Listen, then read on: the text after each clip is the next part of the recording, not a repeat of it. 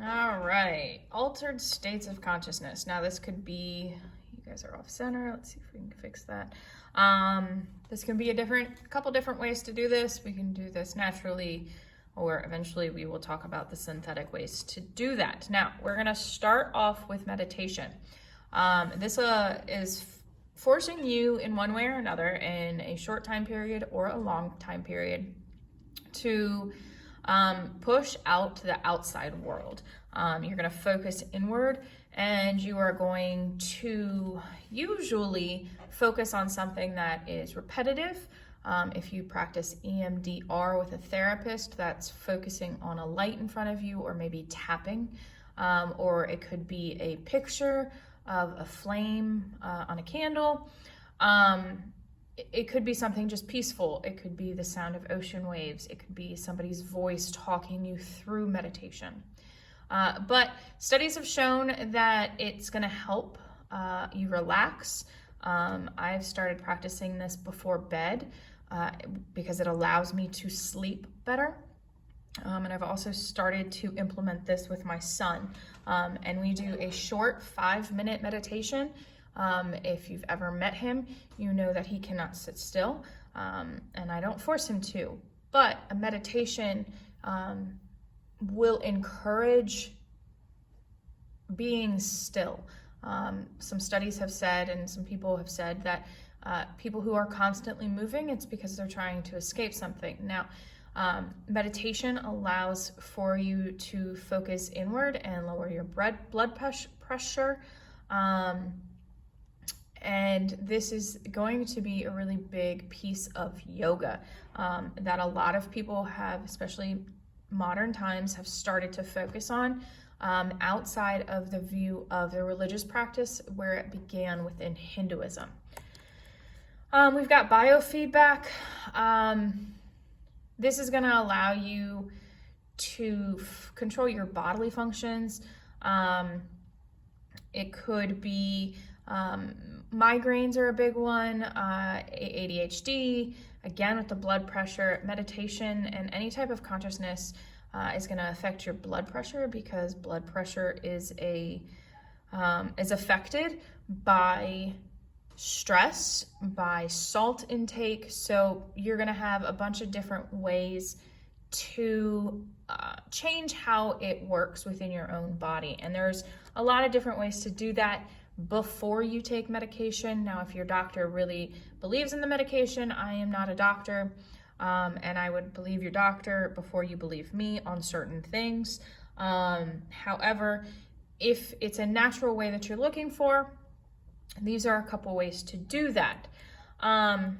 Hypnosis is one way where people are more likely to partake in suggestion and behave in a certain way. It's very debatable. It's very controversial.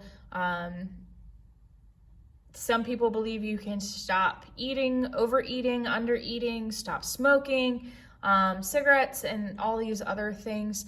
However, there has also been a lot of negative behind it, because a lot of people have negative things have been planted in their head through hypnosis, and so it got a really bad rap in the 1980s.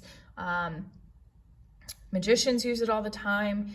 It's honestly, that one's a personal choice and what you believe.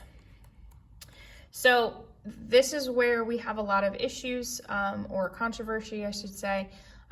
Role play theory, where you're hypnotized and you're unaware of what you're doing, or you believe wholeheartedly in what you're doing.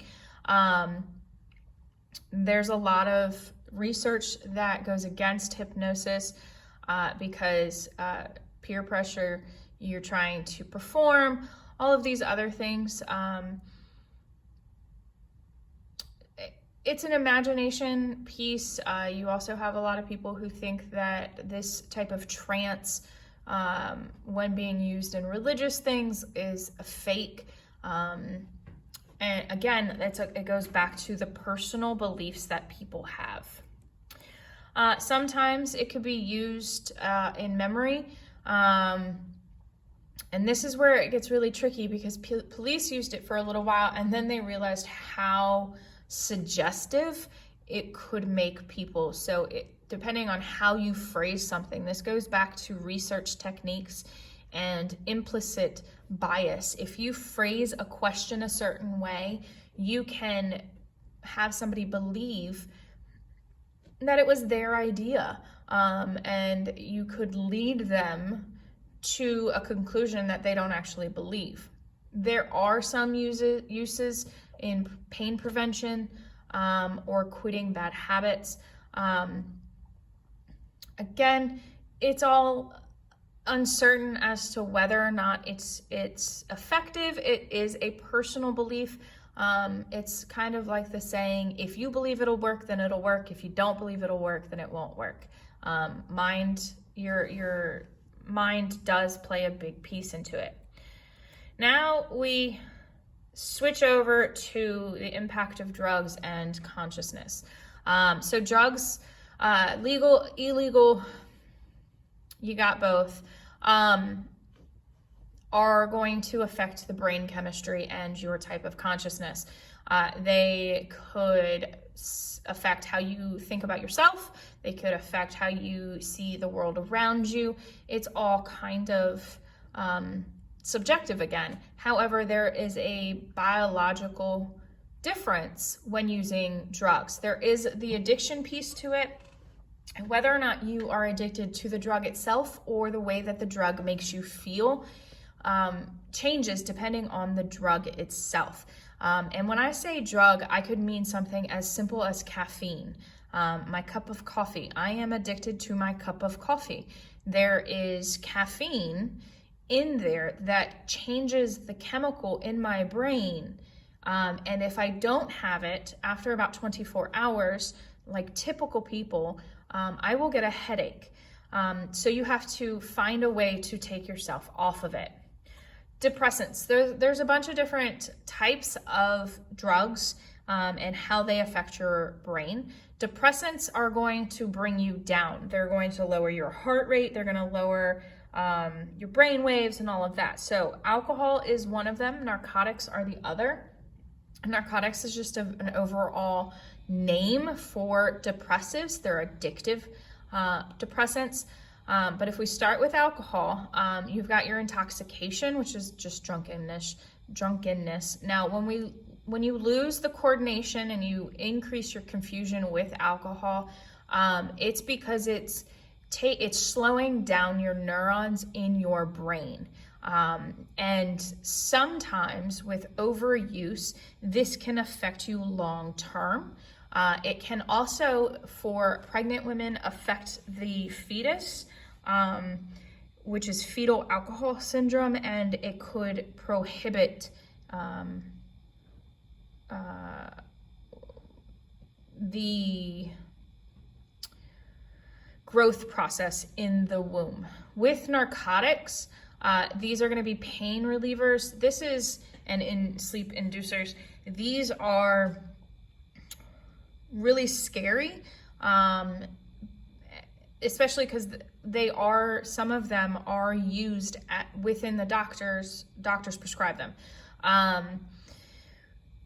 Morphine and heroin are two of the examples. There are many different types, and what's interesting is the progression of these depressants over the years. Over the last 200 to 300 years, we have used these as a culture, as a society, as the globe, to deal with many different things.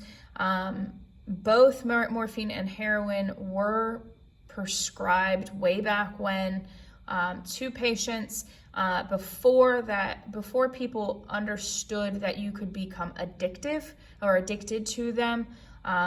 And coming off of these addictive depressants is very difficult, and it's a lifelong battle. Stimulants, that's something that's going to increase your heart rate, increase your activities. Nicotine is one of them. Amphetamines, methamphetamines, cocaine those are all examples of a stimulant. And it goes back to, even with depressants, with the addiction to them, when you start off, it could be something very small and you don't need a lot. However, as you use them, it becomes you need more and more and more to have the same effect as you did when you first started. Stimulants could be something as simple as your ADHD medicine that you have to be careful with. It's going to be it could be the caffeine pills. They're simple. They don't have to be this big bad thing. It's more of how does it affect your body over time. So you have to look at the side effects. So with nicotine, you've got nervousness because it increases everything. You have your lung damage over time. Amphetamine and methamphetamine, it's interesting because these are stimulants. However, it could cause depression, restlessness, movement, loss of appetite, irritability, insomnia. So even though you have these uppers, you're still going to become depressed. So depression is not something that, if we look at depressants, they don't always go hand in hand. And a lot of these share pieces. So you've got insomnia here. You have these pieces you have to be careful with. You've got your hallucinogens. Hallucination is just something that you see that's not actually there. And I'm not talking about an OCD type of hallucination. I'm talking about something that's caused by a drug. So if you are looking for the drugs names, you're going to look for mushrooms, and these are specific type of mushrooms. You've got peyote, ecstasy, marijuana, LSD. Their names go on and on and on. And you have to be really careful because of, again, the addiction aspect of it. Peyote is harder to get because of its use in Native American traditional rites. And if you're on a reservation, it's against their laws and you will be charged. Ecstasy, LSD, these have been changed from the natural way to a synthetic, and you have to be careful with all of this just because of the negative impacts. So even one use of ecstasy can impair your memory. It can actually kill you because your body cannot handle the rapid heart rate that happens.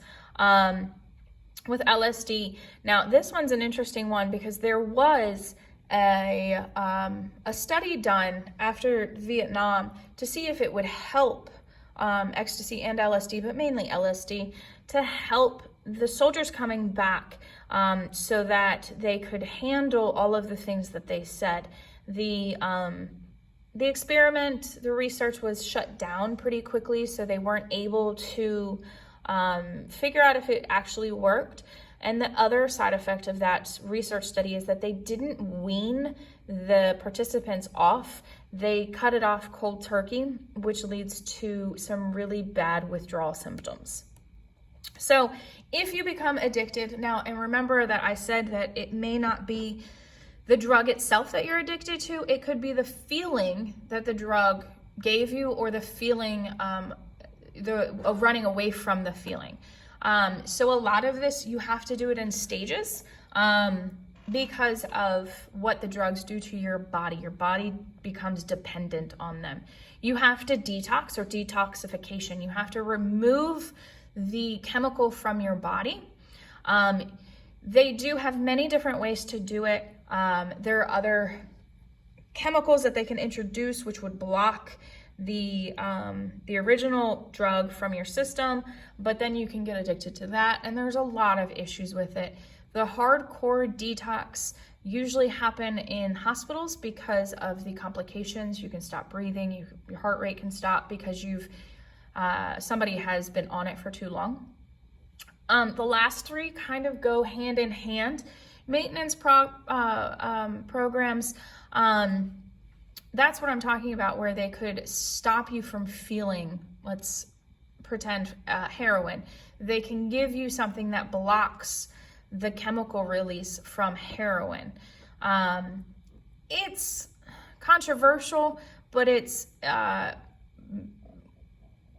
been more accepted in recent years than previously, but it's very expensive. All of these are very expensive. Counseling, you can do individual or group. Again, this is going to be through insurance. Hospitals do offer this as well, or you can find a private therapist. A lot of counselors are going to recommend not only individual therapy, but also a group and family. So you're going to work on 3. And then you've got your support groups. Those are like AA, NA, which is Alcohol Anonymous and Narcotics Anonymous. And they are 2 vastly different groups because of what they focus on. They give you a sense of community. They give you support, which is really important because what most people who are using drugs are trying to do is trying to fit in or trying to run away from a feeling of helplessness or failure or those types of things.